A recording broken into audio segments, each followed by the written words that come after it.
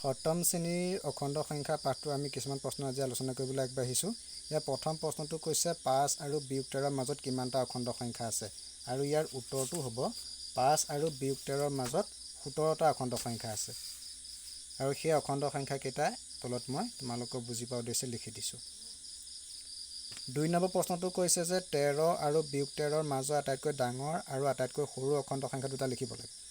১৩ আৰু বিয়োগ ১৩ৰ মাজত ১৩টো ডাঙৰ আৰু বিয়োগ ১৩টো সৰু, কাৰণ বিয়োগ ১৩টো ১৩ৰ বাওঁফালে থাকে। সংখ্যা ৰেখাত বাওঁফালে থকা সংখ্যাবোৰ ক্ৰমান্বয়ে সৰু, আৰু ইহঁত দুটাৰ মাজৰ ডাঙৰ আৰু সৰুটো লিখিব লাগে। গতিকে ১৩ আৰু বিয়োগ ১৩টো আমি বাদ দিব লাগিব, আৰু ইহঁতৰ ভিতৰত বাদ দিলে পোৱা সংখ্যাবোৰৰ ভিতৰত আটাইতকৈ ডাঙৰ অখণ্ড সংখ্যাটো হ'ব ১২, আৰু আটাইতকৈ সৰু অখণ্ড সংখ্যাটো হ'ব বিয়োগ ১২।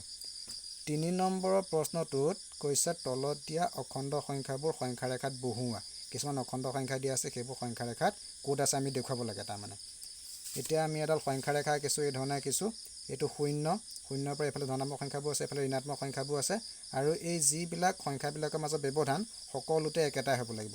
আমি যিকোনো ল'ব পাৰোঁ, ১ চেণ্টিমিটাৰ ল'ব পাৰোঁ, আধা চেণ্টিমিটাৰো ল'ব পাৰোঁ, ৫ মিলিমিটাৰো ল'ব পাৰোঁ, কিন্তু সকলোতে ব্যৱধানটো একেই হ'ব লাগিব। তাৰে ভিতৰত এতিয়া যিকেইটা প্ৰশ্ন আমি প্ৰশ্নত সংখ্যা দেখুৱাবলৈ কৈছে, সেইকেইটা সংখ্যা আমি এই ধৰণে গোল গোল কৰি দেখুৱাই দিছোঁ। ৪ নম্বৰ প্ৰশ্নটো কৈছে বিয়োগ ১৫তকৈ ডাঙৰ ৫টা ঋণাত্মক অখণ্ড সংখ্যা লিখা। আমি বিয়োগ ১৫তকৈ ডাঙৰ ৫টা অখণ্ড সংখ্যা লিখিছোঁ। বিয়োগ ১৪, বিয়োগ ১২, বিয়োগ ১১, বিয়োগ ৮, বিয়োগ ৭। যিহেতু সংখ্যাকেইটা ঋণাত্মক হ'ব লাগিব বুলি কৈছে, সেইকাৰণে আটাইকেইটা সংখ্যা ঋণাত্মক লিখিছোঁ। আৰু জানিব লাগিব যে এই আটাইকেইটা সংখ্যা ৰেখাডালত বিয়োগ ১৫ৰ সোঁফালে থাকিব। সোঁফালে থকা সংখ্যাবোৰ ক্ৰমান্বয়ে ডাঙৰ, গতিকে এই সংখ্যাবোৰ বিয়োগ ১৫তকৈ ডাঙৰ।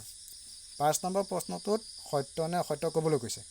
ধনাত্মক অখণ্ড সংখ্যাবোৰক স্বাভাৱিক সংখ্যা বুলি কোৱা হয়, আৰু এইটো সত্য কথা। এতিয়া যদি আমি অখণ্ড সংখ্যাডাল চাওঁ, অখণ্ড সংখ্যাখিনি যদি সংখ্যা ৰেখাত চাওঁ, তেনেহ'লে ০, আৰু এইফালে ধনাত্মক সংখ্যাবোৰ আছে, আৰু ধনাত্মক সংখ্যাবোৰ আৰম্ভ হৈছে ১ৰ পৰা, ১, ২, ৩, আৰু এইবিলাকক প্ৰশ্নমতে কৈছে যে এইবোৰ স্বাভাৱিক সংখ্যা, গতিকে এইবোৰ সঁচাকৈ স্বাভাৱিক সংখ্যা হয়। গতিকে আমাৰ প্ৰথম উক্তিটো শুদ্ধ। ২ নম্বৰ উক্তিটো কৈছে যে আটাইবোৰ অখণ্ড সংখ্যা পূৰ্ণ সংখ্যা বুলি কৈছে। এইটো অসত্য, কাৰণ অখণ্ড সংখ্যাৰ ভিতৰত কিছুমান ঋণাত্মক সংখ্যা আছে, যিবোৰ পূৰ্ণ সংখ্যা নহয়। ২ নম্বৰটো অসত্য।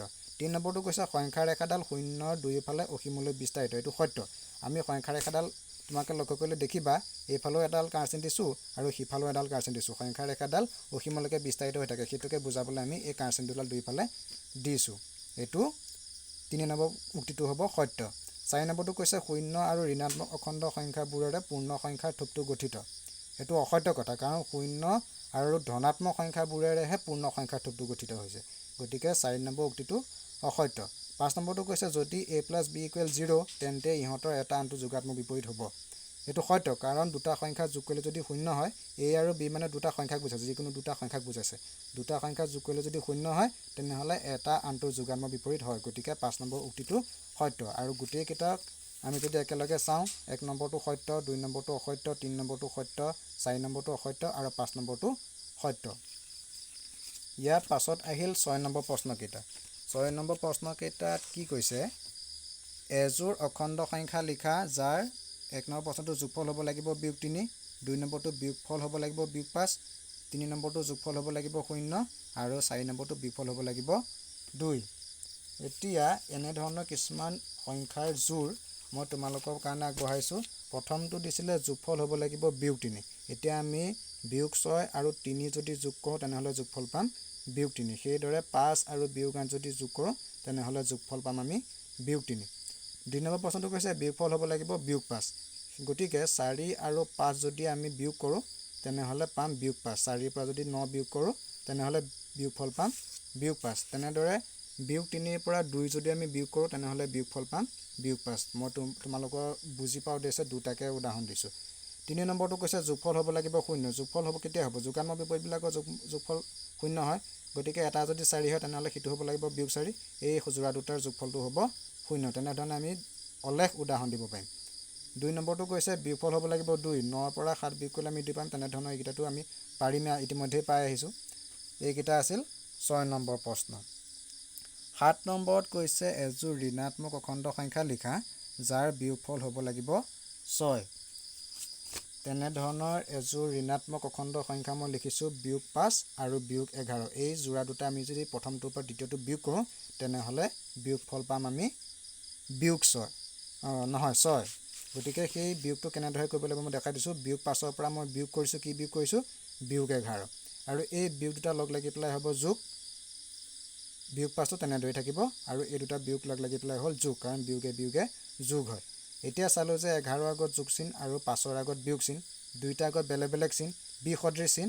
আমি জানিব লাগিব যে দুটা সংখ্যাৰ আগত যদি বিসদৃশ চিন থাকে তেনেহ'লে আমি সংখ্যাকেইটা কৰিব লাগে বিয়োগ। গতিকে সেইকাৰণে মই 11ৰ পৰা 5 বিয়োগ কৰি পেলাই পালোঁ 6। তাৰপিছত 6টোৰ আগত এটা আমি চিন দিব লাগিব। 11ৰ 5ৰ ভিতৰত যিটো ডাঙৰ তাৰ আগত যিটো চিন আছে সেই উত্তৰটোৰ আগত আমি সেইটো চিন দিব লাগে। 11টো ডাঙৰ, তাৰ আগত যোগ চিন আছে, গতিকে 6ৰ আগতো আমি যোগ চিন। সন্মুখত যোগ চিনটো নিদিলেও হয়, একো চিন নাথাকিলে আমি বুজিব লাগিব যে তাত যোগ চিন আছে।